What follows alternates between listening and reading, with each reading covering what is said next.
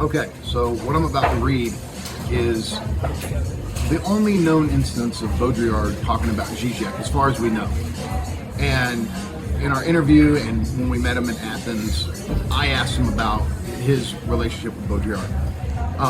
I don't think Žižek knows this exists. He claims that Baudrillard's wife somehow let him know that Baudrillard liked him, but here we have Baudrillard's own words on it. So Baudrillard's being interviewed by a guy named Paul Hegarty, and so Paul asks, which contemporary writers do you read? Baudrillard says, I read things that come out, but in a very unorganized way. I don't have any set reading. I stopped reading Bourdieu. I admire Derrida, but it's not my thing. The same goes for the sub-Derridians.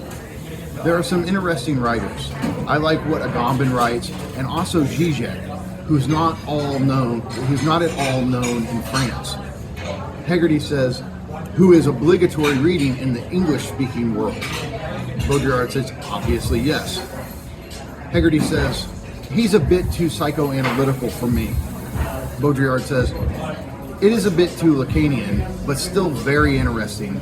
And the text, Welcome to the Desert of the Real, is very good.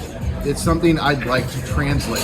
I see where he's coming from, his vision of things, a particular kind of perception. I share the feeling of what he writes, whilst not agreeing with him at all. You can question it all. He wants to keep a sort of dialectic. There's still Marxism in there somewhere. He works with Jameson and people like him with American neo-Marxists, not forgetting the form of Lacanian real he uses. All of that is mixed in together, and there are all sorts of strange complexities. I don't know whether you can separate it all out, but it's very interesting. Being very much in phase and also totally out of phase. There are exceptions. Sloterdijk has come through, Batamow, but it's been around a while. English-speaking writers aren't well known. Some writers have an economy of reading, but I haven't had it for a while now. It's very much a secondary activity for me. So, but you can tell, out of everybody, Žižek is the primary one he's interested in while having his disagreements. So, but I mean, I love this thing where he goes, I share the feeling of what he writes. He's tapped into the critique of consumerism with all of that. And so, as somebody who was so strongly combative later on with Marxism and psychoanalysis, he had to really like something in Žižek to kind of look past that. It's almost saying like, even though I disagree on these fundamental things, I like what he's doing even more than the things the things I like about him are more important to me than the things I disagree with. Yeah.